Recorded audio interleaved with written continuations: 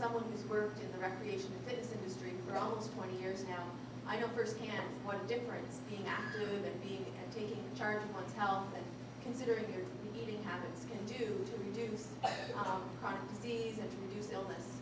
And every day, day after day, I see people who have taken significant steps to improve their health. But that support and service needs to be supported by the government, and because ultimately it reduces healthcare dollars. In addition, we need at-home services and at-home care and support where possible for people, for our aging population who want to be able to stay at home and stay in rural communities. For sure, with mental health and addictions, it's become an increasing problem, and we need a comprehensive approach and very timely access to those services. And all of that takes collaboration between all of our healthcare services to ensure that we're providing something that's comprehensive and collaborative and effective. Yes, there is a 3-point strategy. It's called repatriate, recruit, and retain. And if we look at the studies that you referred to, we will see that there are thousands of people that have left our area over the years across the country. They were abroad, they're here, there, and everywhere. But now, we look at that in one sense, you know, it's bad that a lot of our people have had to leave. And I'm living proof of one of those. I have my son, who's now a power engineer out in Alberta. There's nobody in the island would rather have him home with our new granddaughter than me. So there are ways and means of doing that now, and I'm going to use an example I just found out about the other day. That's Aspen Camp down in Pole's Corner. If you haven't been there yet, you should drop in and have a look someday. It's what we're on a tour the other day during an announcement or following an announcement. And to see what's going on in there is really quite impressive, and it's leading-edge, world-class technology. And to have a tour of it, it would really drive this point home for you. We have carpenters in there, we have welders in there, we have electricians in there, we have electrical engineers, we have power engineers, and a lot of them, as it turns out, are showing up from Alberta. And they are people that are from Prince Edward Island originally.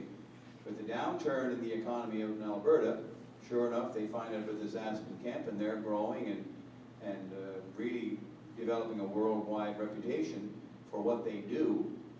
So that would be part of the vision under our new leader and Premier Wade McLaughlin to come up with ways to repatriate or bring our people home, or recruit people that are able to provide those skills, and also to retain those people now that we have them. So they can have their families, they can educate their children, they can buy their groceries, they can pay for their Pampers, and so on. Thank you. I do live in my own home, and I hope that I can continue to live in my own home. As so many of you probably know, we have a problem quite often of staying there. And so the NDP and PEI are prepared to implement a seniors independence program where there would be jobs available, good paying jobs would be the ticket there, to provide repair work, maintenance work, many of the things that I know I personally have to scrounge around to find money for, to, you know, cut the lawn, do repair work, just snow clearing, the whole bit. And the demographics show that there are a lot more of us older gray hairs in Prince Edward Island than there are young folk. However, if we paid well and had a program set up so that younger people could provide that work, we would have young people staying on the island. So there's a two-pronged benefit to the Seniors Independence Program. The PC Party recognizes that class sizes have a direct impact on the quality of education. We're committing to having maximum class sizes for our island students. Our government is going to end the provincial assessment program. We're going to redirect the staff and resources back into the classroom where it belongs. We're committing to holding school board elections.